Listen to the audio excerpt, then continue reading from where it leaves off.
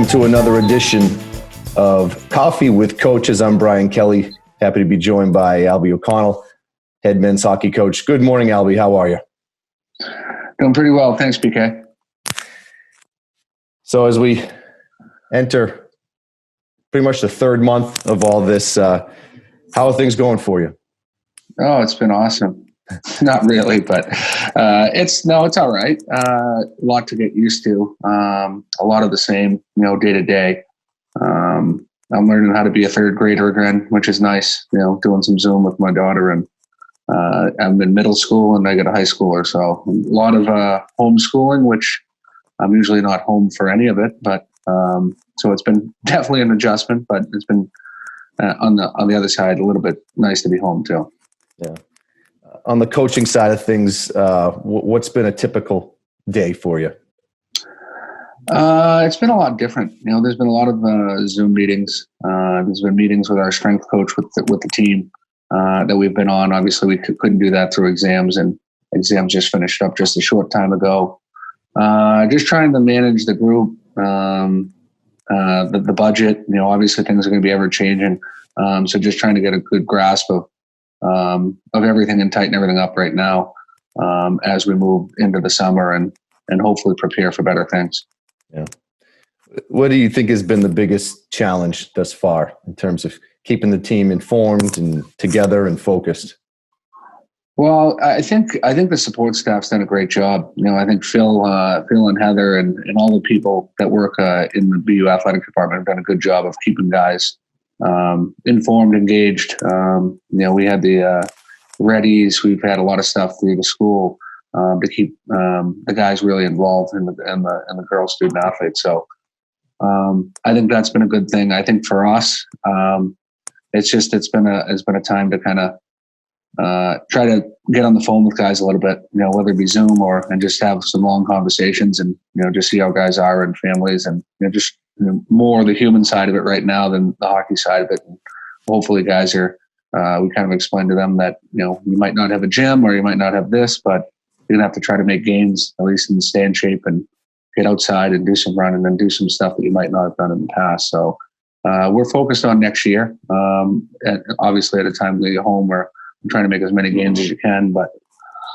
more or less just trying to keep the lines of communication open because it's hard. And in the Zoom calls over time, if you have a lot in a day, it can be a little bit, it can get a little bit long especially for students, when they're sitting in Zoom meetings and then you're talking to them for a half hour, they're like, all right, can I get off and just hang out? But yeah. It's been, it's been different. It's been good and we've adjusted and I feel like the guys have, done a pretty good job of adjusting considering the circumstances. Sure. Can you identify maybe a positive that you think that's come out of this? Yeah, I think the initial captains here have taken pretty good leadership of reaching out to some of the new guys who are coming in next year. They were pretty proactive, reaching out to us and getting phone numbers and emails and that sort of thing and setting up some stuff on their own, which, it's nice when it happens organically rather than us trying to prod them into doing it. So they're, they've done a good job so far considering we're in a virtual world right now. But they've done a good job. So that's been a really good positive to see. And I think those guys have done a good job off the hop here, and we're excited about what the leadership will bring this year. Yeah, I'll stay on that for right now. The captain group. What did you see from last year's group, led by Patrick Curry, and with these four this year, all from the same class? What do you think they'll continue, or continue from what Pat did? I think Pat did a terrific job of kind of setting the tone, in all areas, on the ice, in the weight room, in the classroom, and socially. I think he led by example. He was vocal at times, but he led by in the way he acted day to day. And I think we'll get the same for these guys coming for next year. But I think they set the culture and the standard, and I think they did a good job, and the school had the team had a good semester academically again. Socially, we didn't really have any mishaps. Guys were behaving well and supporting other teams and doing a good job. So I think Pat kind of set the tone for these guys. And if you just look at the group, Logan, obviously we're in the C. he just kind of emerged. Like he was hurt the first half of the year, and then kind of emerged in that second half as being a voice in the room, and just the way he works day to day is pretty infectious. He's in great shape. He works hard. He's a really highly competitive, motivated guy, and he's not afraid to be a little more vocal. And then his kind of support staff, David Ferentz, really through the year made us a big step, especially on the ice, and his maturity on the bench and his ability to practice better, and just the stuff that we were hoping that he would get his game to, and the level of competitive spirit that he had. He really became a leader on the team on the ice. And Cock Gonzalo and Amante, I know Ty was out for the year, but Ty he's kind of one of the heartbeats of the team. So he's going to be a huge part of in the way we do things, on the ice, how we compete.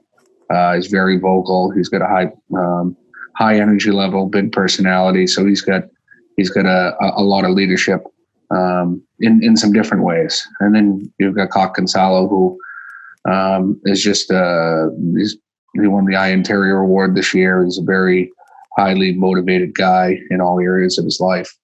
Very calm, very stable, and he's a highly competitive, motivated guy like the others. So we're excited for the group.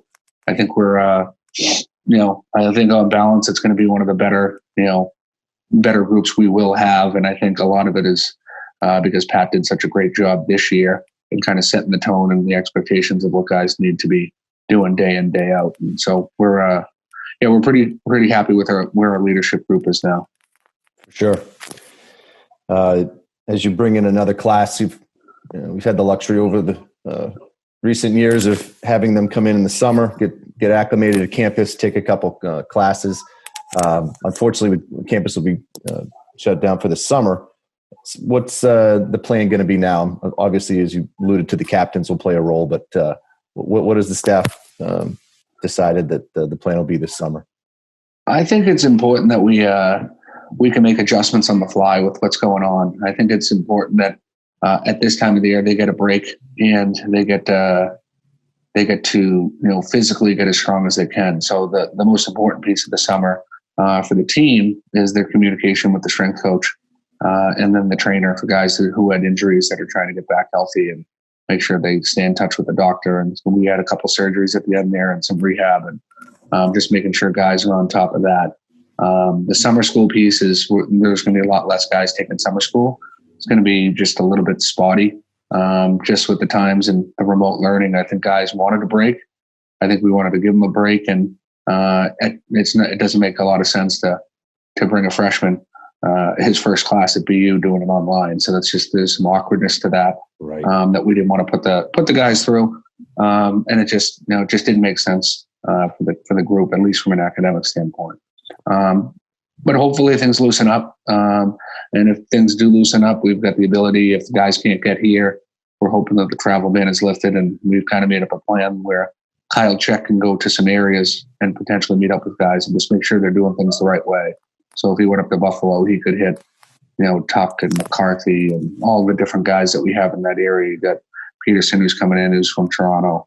Sabernet's from Toronto. So we got some guys in different areas. DeBoer's living up there for the summer. So I think that's we're trying to plan, but we're kind of planning for the unknown. So it's a little bit hard. But I think it's important that we just make sure that we just get constant lines of contact with the guys, just to make sure they know that we're still alive, because we're sitting here. I'm sitting here in my breakfast table or the dinner table, and I've got some Zoom calls to get on with my kids in third grade, which I never expected to do in my life. But it's so we're just adjusting. I think that's part of the preparation, and I think as a staff, we're preparing. We've watched more video since the end of the season till now of us, of different teams, of trying to see if we can pick anything up that we've seen over time, and just trying to advance a little bit as a staff. We've had a lot of staff meetings and constant preparation of what we're going to do, and the schedule, how the schedule is going to be. There's some fluidness there with the potential travel or non-travel. So there's a lot of stuff to prepare for, but we don't know what we're really preparing for, but we have to have a lot of different models in place. Right. We're wrapping up the BU Team of the Decade contest over the next couple of days here. You returned in 2014 to be returned to BU in an assistant coach role, and had a pretty good year.